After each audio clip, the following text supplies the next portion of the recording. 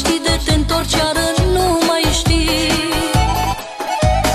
Câte rele sunt pe lume, toate s-au lovit de mine rând pe rând. Dar eu nu mă plec ușor nici la cel mai puternic vânt.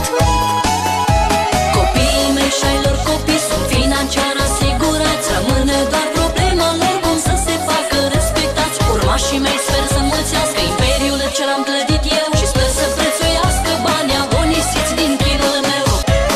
Ce-i viața pe pământ, frunză bătută de vânt și ploi mărunte.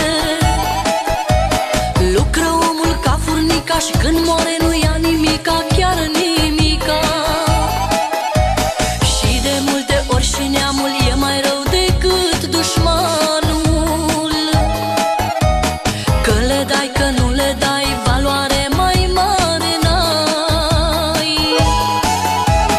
Dar acum e rândul meu ca să mă distrez și eu, că mulți amul îi tot ăla când se oprește busola. Eu le-am adunat destul, le las conturile full și vreau ca și după ce mor să simtă al meu ajutor. Copiii mei și ai lor copii sunt financiar asigurați. Rămâne doar problema lor cum să se facă respectați. Urmașii mei sper să înmulțească imperiul ce l-am clădit eu și sper să